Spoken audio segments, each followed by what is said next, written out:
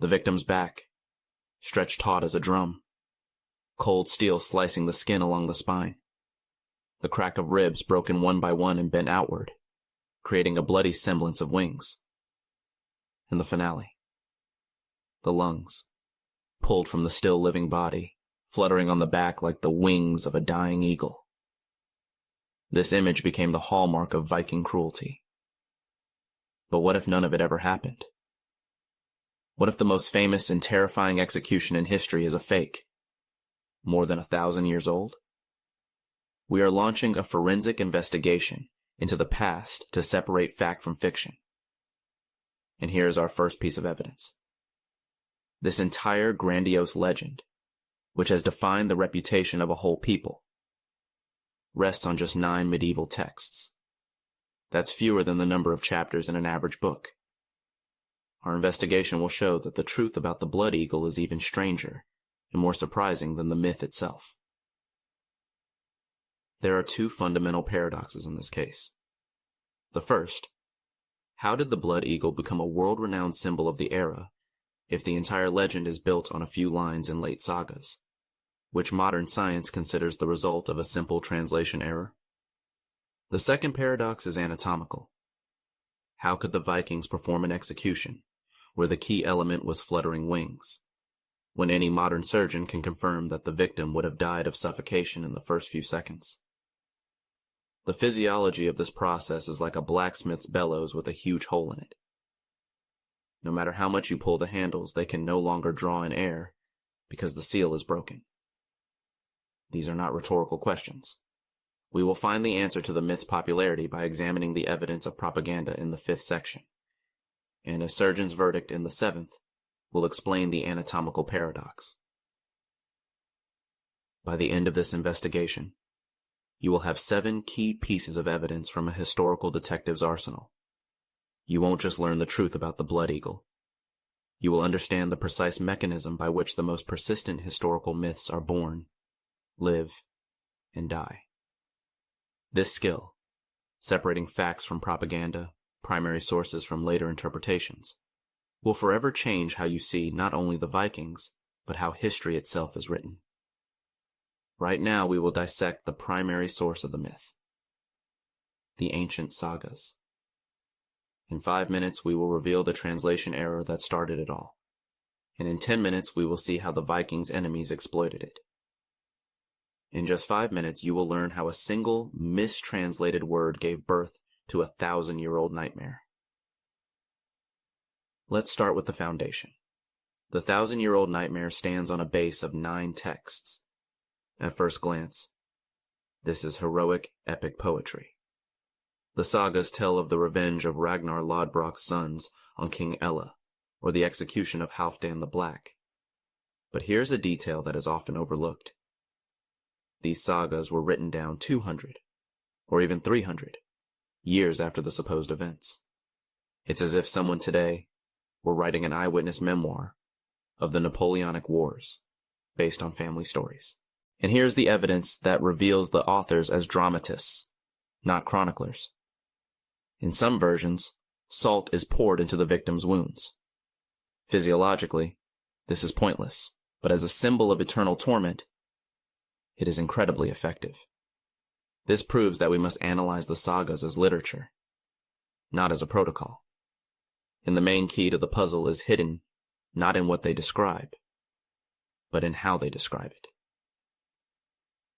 If you examine these 9 texts under a microscope, another contradiction emerges. In some sagas, the blood eagle is an act of brutal revenge. In others, it's a complex ritual sacrifice to the god Odin. The general details are there. The back, the ribs bent outward, the lungs. But when linguists dated the texts, they discovered a pattern. The mention of Odin only appears in the latest versions of the sagas. Adding a religious meaning made the story more epic for listeners living centuries later. The myth grew like a tree. The original trunk of revenge was gradually covered with the new branches of ritual, making the canopy denser and more complex. This proves that if the authors invented the motive, they may have also misunderstood the act itself. What if we've been reading a poetic riddle all this time, not a chronicle? How did stories even survive for 300 years in a society where most people could neither read nor write? The answer: skalds, poet historians, the living libraries of their time. The sagas we read today are just a late recording of their oral performances. But an oral tradition is not a photocopier. Its goal is not documentary accuracy, but impact. Every talented skald considered it his duty not just to repeat a story, but to improve it, adding more blood and drama. It was a 3-century-long game of telephone. Imagine a Viking longhouse, the crackle of a fire in the hearth. The skald's job is to make the warriors' hearts beat faster, not to read a dry report. We were looking for clues in the plot, but they were hidden in the words themselves all along. So let's summarize. Our key witness, the sagas, has turned out to be completely unreliable. We have established 3 facts. The source of the myth is minuscule. It was written centuries after the events, and it is full of internal contradictions and literary embellishments. Trusting a detailed description of an execution from such a source is like reconstructing the history of the Trojan War based solely on Homer's epic. It's an epic, not a chronicle. Therefore, we must shift the focus of our investigation. The biggest clue is hidden not in what the sagas describe, but in how they do it. Not in the plot, but in the language. What if we have been reading a poetic metaphor all this time, but perceiving it as instructions for torture? Now we will dissect the language itself, and what we find there will destroy the myth to its foundations. What if the phrase, to carve an eagle on the back, actually meant to leave the body for real eagles to tear apart? This sounds absurd, but only if you don't know about the Vikings' secret poetic language. The key to the puzzle is the kenning. This is a poetic riddle, a replacement of a simple word with a complex metaphor. For a skald, the sea is the whale's road. A battle is the thunder of swords. A warrior is a tree of shields. But these are not just beautiful images. They are a cultural code, understood only by insiders. And in 1984, linguist Roberta Frank proposed a hypothesis that became a death sentence for the myth. She suggested that to carve an eagle was a kenning describing a quick death from a sword blow to the back. Afterward, the fallen enemy's body was left as a feast for real eagles. It sounds like a nice theory, but is there any real linguistic evidence for it? Yes, there is. And it's hidden in other skaldic verses. If eagle is a metaphor, why is it so cruel and specific? Because the eagle, along with the raven, was a standard poetic image. They are the beasts of battle, the eternal companions of the god Odin, who feast on the bodies of the fallen. This image migrated from one saga to another. In poetry unrelated to the execution, we find lines where the eagle drew with its claws on the backs of enemies. This proves that the image of an eagle on the back already existed as a metaphor and was not a unique description of a torture method. But here is the decisive clue. In the earliest text, the verb used alongside the word eagle more likely means to mark or to scratch, not to carve. This is an erosion of meaning. The original word, over time and under the pressure of new cultural layers, was worn down, transforming into the more terrifying to carve. The translation error is obvious, but was it accidental? To understand this, we need to look at who wrote down the sagas. They were Christian scholars of the 13th century, like Snorri Sturluson. They lived 300 years after the Viking Age and were trying to save its fading pagan heritage. A noble mission. But there's a catch. These men were products of their Christian era. To them, the pagan Vikings were cruel savages and enemies of the faith. Therefore, a bloody and literal interpretation of the poetry fit perfectly into their worldview.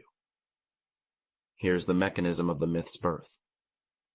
One influential author misunderstood a complex kenning and wrote down its literal meaning. And since less than 1% of Scandinavia's population could read in the 13th century, his text became the absolute authority. Subsequent authors simply copied the mistake, adding ever more details. Thus, a single misunderstood word grew into a snowballing myth. This mistake was not accidental. It was advantageous. So the linguistic evidence is irrefutable. The bloody ritual turned out to be a complex poetic image. We've established that the image of the eagle was standard in Viking poetry, and that the key verb originally had a different meaning. The legend was born not on the battlefield, but at the desk of a scribe who didn't understand what he was reading. Two factors: a translation error and a cultural gap. But this error fell on fertile ground. It was advantageous to the Vikings' main enemies. From a simple literary mishap, it turned into a weapon in a great information war. We thought this was a story about cruelty, but it turned out to be a story about propaganda. And now we will see how it worked. Why did the Vikings, specifically, become the epitome of evil in an age when cruelty was the norm? The answer is simple. History was written by their victims. Imagine the world through the eyes of a 9th century Christian monk. A Viking raid is not just a robbery. It is an invasion of pagans into the holiest of holies, monasteries where knowledge and relics are kept. For the chronicler, it was a literal invasion of the forces of hell. And here's the twist that changes everything. These very monks had a monopoly on creating written sources. They controlled the information. In this case, history was written not by the victors, but by the victims. And they had every motive to paint a darker picture. In the Anglo-Saxon Chronicle, the raid on Lindisfarne in 793 is described not as a military operation, but as the end of the world, with fiery dragons in the sky and famine. This is not a report. It is propaganda, and it had a cold, pragmatic goal. To make people fight and pay taxes for war, you need to present the enemy not as a human, but as a monster. The blood eagle is the perfect image for this purpose. It is irrational, ritualistic, and utterly inhuman. But this propaganda also had a second, internal objective. Europe at that time was a patchwork quilt of warring Christian kingdoms. The image of an absolute pagan evil was necessary for kings to stop their internal feuds and unite against a common enemy. The propaganda worked like adrenaline for a sick body. The external threat made the disparate organs forget their internal ailments. And here's the evidence that proves this bias. Arab merchants like Ibn Fadlan described the Vikings as strong traders and warriors, but not as ritualistic maniacs. This contrast proves that we are dealing with a deliberate demonization. But propaganda doesn't work in a vacuum. The Vikings were indeed cruel. They raided, killed, and traded slaves. We are not trying to whitewash them. But now let's put their cruelty into context. Their contemporary, the Christian Emperor Charlemagne, once ordered the execution of 400-500 Saxon prisoners in a single day. The scale of this massacre surpasses anything attributed to the Vikings in the chronicles over decades. And here is a fact that shatters the myth completely. Many sophisticated executions, like breaking on the wheel or quartering, which are so similar to the blood eagle, were actively practiced in civilized Christian Europe in later eras. The dichotomy of savage pagan versus civilized Christian is a fiction. So the motive is established. The myth of the blood eagle, born from a translation error, was too good to be untrue for the Vikings' enemies. It became the perfect weapon in an information war, serving specific goals, demonizing the enemy and consolidating their own forces. But text can lie. Propaganda can distort reality. Is there a way to verify all this objectively? Yes. We must stop reading and start digging. The evidence must be sought not in ink on parchment, but in the earth. It's time to question the most impartial science, archaeology. We have studied the words and motives, but what do the bones say? How can a forensic expert prove or disprove a method of murder committed 1,000 years ago? At first glance, the task seems impossible. But for a forensic archaeologist, bones are an interrogation record. From the marks on vertebrae, they can distinguish beheading by a sword from execution by an axe. From cracks in the ribs, they can see a spear wound. This is routine. But the blood eagle would have left not routine traces, but a unique signature. Symmetrical damage to the ribs near the spine. Characteristic chips on the shoulder blades. It would be a killer's autograph, impossible to forge. And here's the fact. In over 150 years of systematic excavations of thousands of Viking Age burials, not a single skeleton with this set of injuries has been found. Perhaps the victims' bodies were simply not buried, burned, sunk in bogs, or left for predators. This is a logical objection, but it is shattered by other findings. Archaeologists regularly find mass graves of the Vikings' enemies. For example, in Dorset, England, a burial of 54 Vikings executed by locals was discovered. The marks of a brutal death are perfectly preserved on their bones. Dozens of beheaded bodies with traces of numerous blows. This proves that traces of violence are well preserved, and we do find them. And here's the paradox. We find hundreds of skeletons that were hacked or beheaded, but not a single one with signs of the ritual eagle. If the execution was symbolic and important, its traces should be found. Their complete absence is a glaring anomaly. Let's pause for a moment. Right now, you are the detective leading this case.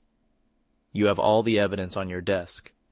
Unreliable testimony from the sagas, a proven motive for propaganda, and a complete lack of physical evidence. What would your verdict be at this stage of the investigation? Write just one word in the comments right now. Fiction, if you believe the execution never happened, or reality, if you still believe it did. And while you deliver your verdict, we will examine the last, most controversial piece of evidence. The only image that, according to the myth's proponents, proves everything.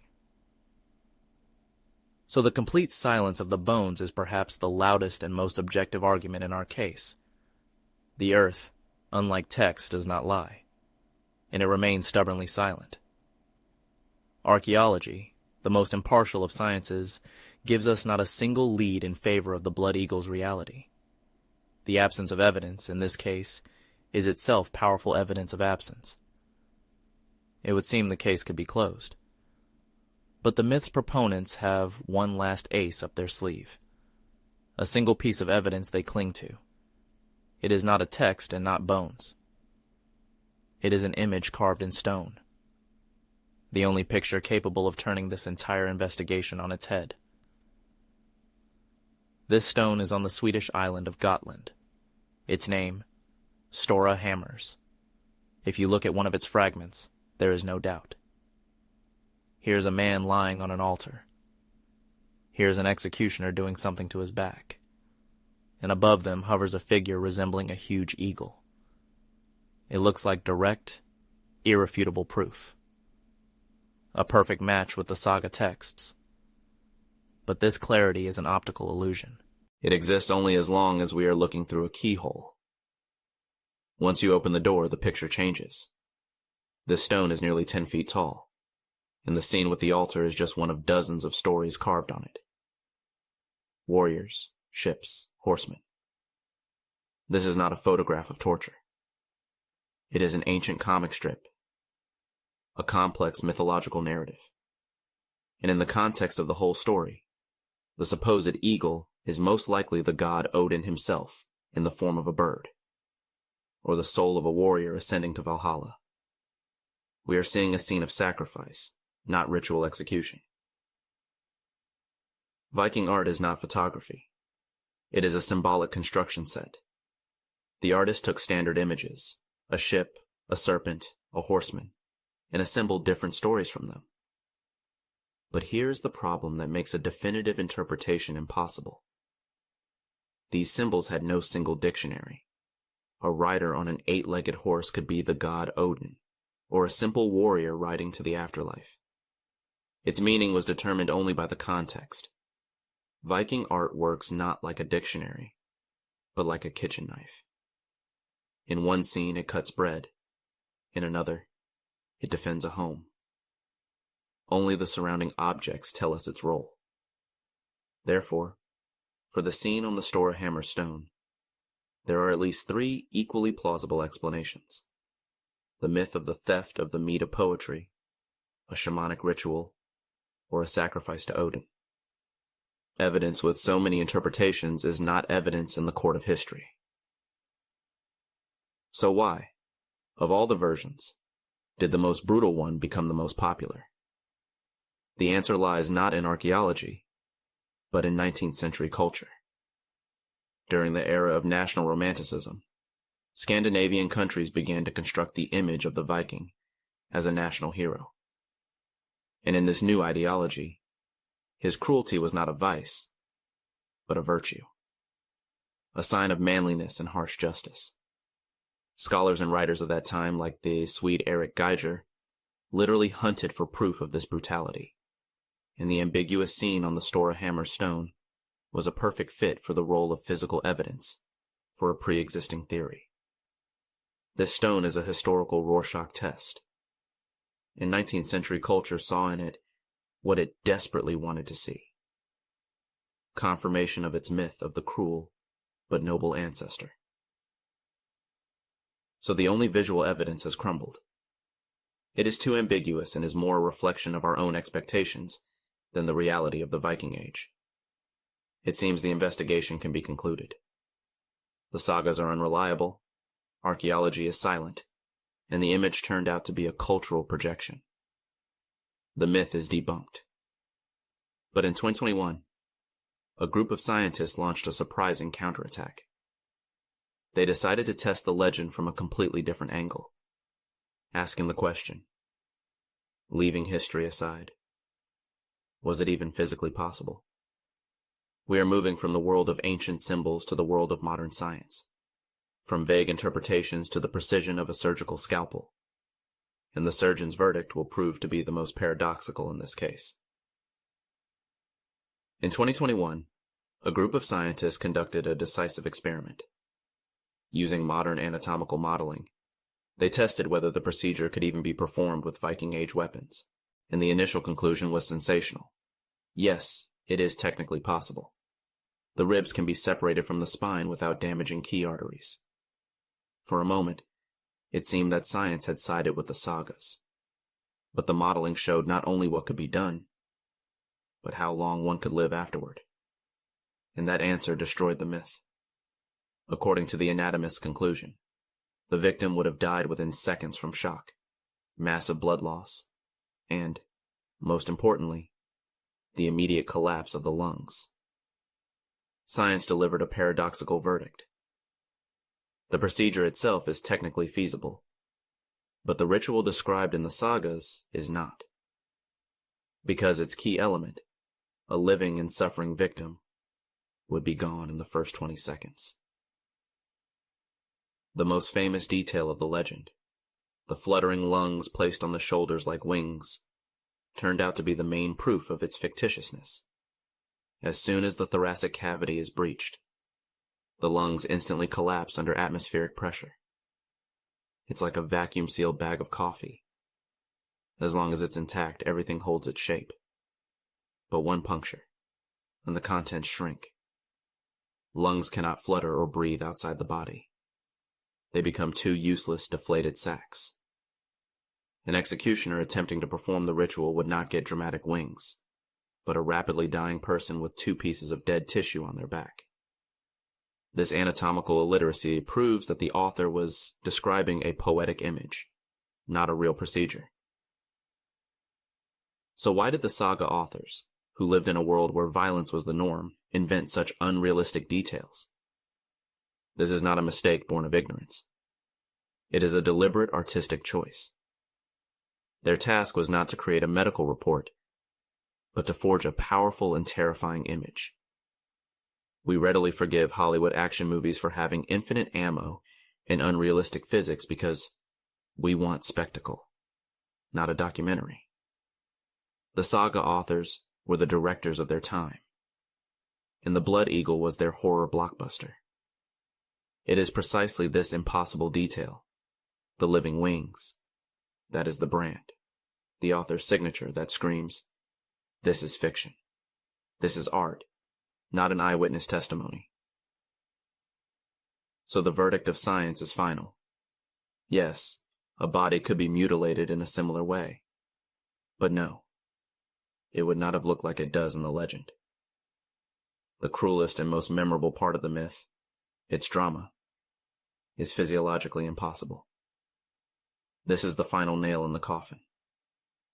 Where before we had an absence of evidence, now we have evidence of absence. All the threads of the investigation are in our hands. From the analysis of ancient poetry to the data from computer modeling. It is time to bring them all together and deliver the final verdict in the case of the Blood Eagle. So how did this historical monster arise from nothing? The answer is a simple recipe. Step 1. Take a complex poetic metaphor, a kenning, understood only by insiders. Step 2. Wait 300 years until its original meaning is completely forgotten. Step 3. Give this text to a person from a hostile culture who is already convinced of your savagery. Step 4. Allow them to interpret the metaphor literally, as it perfectly fits their propaganda goals. Step 5. Add the 19th century cultural demand for brutal ancestors. Step 6. Popularize it through mass culture. The Blood Eagle is ready. It is not an execution. It is a literary virus that has mutated for 1,000 years, perfectly adapting to the fears of each new era. But which of all our arguments is irrefutable? The decisive argument in this case is not a single piece of evidence, but a perfect storm of them all. The saga texts are literature, written centuries later. The image on the stone is a multi-layered mythological story. Every piece of evidence in favor of the myth crumbles under the slightest scrutiny. But the evidence against it works like mountain streams. Individually, each can be stepped over. But when they merge into a single torrent, they demolish any dam of doubt. The complete silence of archaeology is confirmed by the linguistic hypothesis of a metaphor. This hypothesis, in turn, is perfectly explained by the propagandistic context. And the anatomical impossibility of the ritual itself provides the final word. Verdict. The Blood Eagle is not a historical fact. It is a literary artifact, born from a triple distortion: poetic, translational, and propagandistic. Case closed. But why is it so hard for us to let go of this myth? Because the myth of the Blood Eagle is simple. It divides the world into black and white, into heroes and monsters. The truth is always more complex. It requires intellectual effort. By rejecting this myth, we lose a vivid image from TV shows, but we gain something immeasurably greater. We begin to see the Vikings not as cartoonish maniacs, but as complex people who created one of the most sophisticated poetic traditions in history. And here's the main takeaway. The story of how a translation error and propaganda created a historical monster is a far more thrilling and relevant story than the legend of the torture itself. It teaches us how the mechanism of fake news, a mechanism that is already 1,000 years old, works. This is precisely what historian Roberta Frank proved back in 1984. But if the eagle never existed, does that mean the Vikings were good? The verdict has been rendered. The blood eagle has been found to be a literary fiction based on the totality of the evidence. But what does this change in our view of the Vikings? Absolutely nothing. Debunking one myth does not make them any less cruel. They still raided, killed, and traded slaves. This verdict does not absolve them. It cleanses history of fiction so that we can begin a new, more honest conversation. How should we now understand Viking cruelty? How can we separate fact from fiction and other stories about their era? The answers to these questions are in the final part of our investigation. Our investigation has shown how the humanities can work like forensic science. We have seen that an ancient text is not a window into the past, but a crime scene that must be studied with extreme caution. The Skald's word turned out to be a poetic riddle, not a protocol. The weapon of propaganda revealed the motive for distorting facts. The main lesson from this block of evidence is this. You must always ask 4 questions. Who wrote it? When? For whom? And for what purpose? Reading an ancient text is like listening to a stranger's story. You instinctively pay attention not only to what they say, but to their tone, to what they omit, and to who benefits from their story. This method allows us to hear the true voice of the past, not its distorted echo. But texts are only half the story. Modern technology has given us even more powerful tools for interrogating the past. The second set of clues came from the world of natural sciences. They allowed us to test ancient myths for their durability. The silence of the bones became the loudest argument. In 150 years of excavating thousands of Viking-age burials, not a single skeleton has been found with traces even remotely resembling the blood eagle. This is a deafening silence. The absence of evidence became evidence of absence. And the surgeon's verdict, based on computer modeling, finished off the myth for good, proving its physiological impossibility. The lesson here is simple. Texts give us a hypothesis, and archaeology and anatomy test it. This system of cross-checking is the most powerful lie detector we have. And in the case of the blood eagle, it showed that the myth does not stand up to criticism on any level. We have learned to separate fact from fiction. But what should we do now with this truth about Viking cruelty? If the eagle never existed, does that mean the Vikings were less cruel? The answer is direct and honest. No. Rejecting one myth does not erase historical facts. They still raided monasteries like Lindisfarne in 793, where monks were killed or taken into slavery. They still waged ruthless wars and built a large part of their economy on the slave trade. Their world was harsh and cruel by our standards, and that is an undeniable fact. The difference lies elsewhere. We are replacing a cartoonish, cinematic cruelty with a real, historical one.